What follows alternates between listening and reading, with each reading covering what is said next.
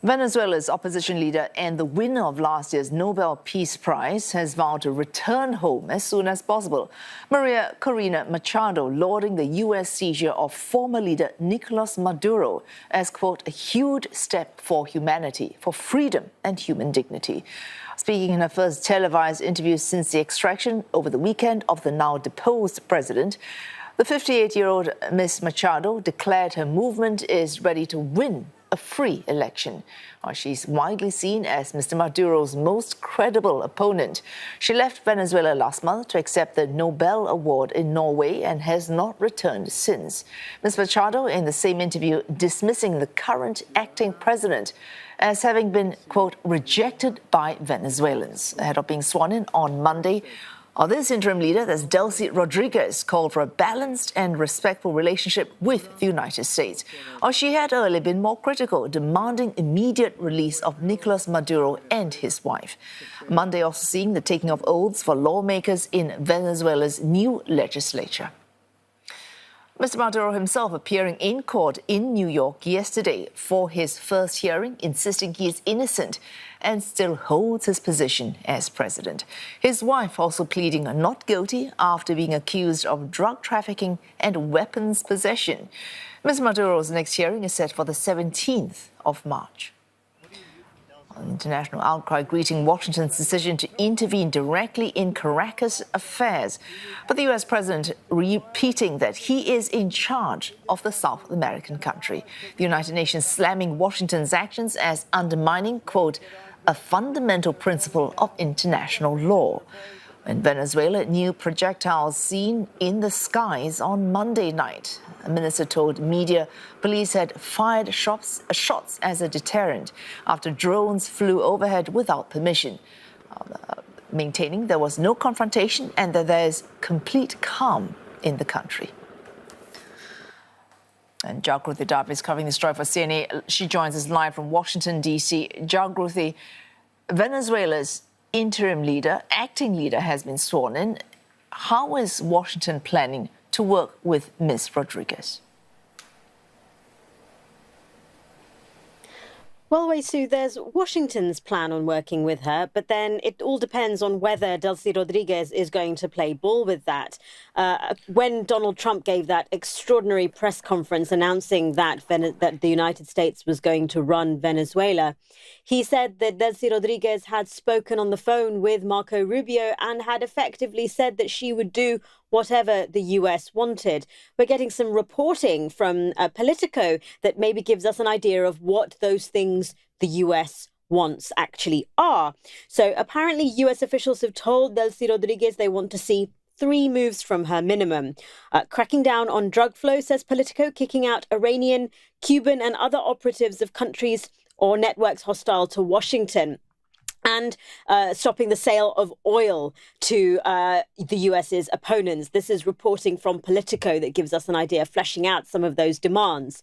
It all depends on whether Delcy Rodriguez is going to play ball. I mean, she's got the threat of potentially more action levied against her. She could face a fate far worse than Maduro is the threat if she doesn't play ball. So she's got to look at her personal safety. But publicly, she is speaking out against the capture of Nicolás Maduro, despite having taken on the leadership role in the interim while Maduro's trial is ongoing in Washington, in New York, which could take a fairly long time. What we do know is that Donald Trump has ruled out pretty much working with the opposition leader, Maria Machado.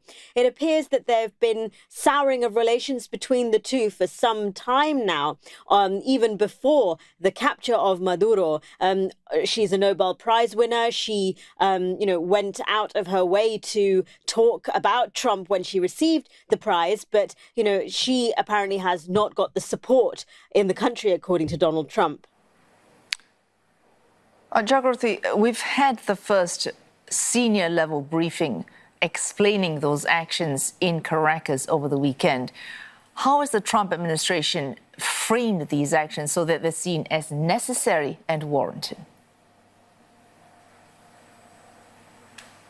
Yeah, there are several arguments that the Trump administration is using. One of those is the illegitimacy of Nicolás Maduro as leader, claiming the elections were not fair, and that they were.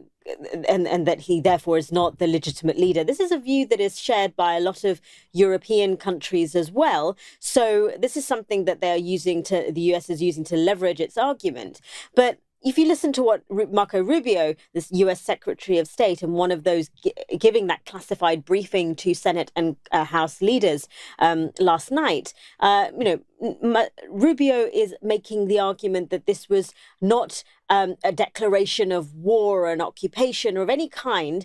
This was merely the execution of an arrest warrant that was out for Maduro some time back, with the US alleging that Maduro was the kingpin, a drug kingpin overseeing the trafficking of illicit drugs into the United States that has resulted in the deaths of hundreds and thousands of Americans.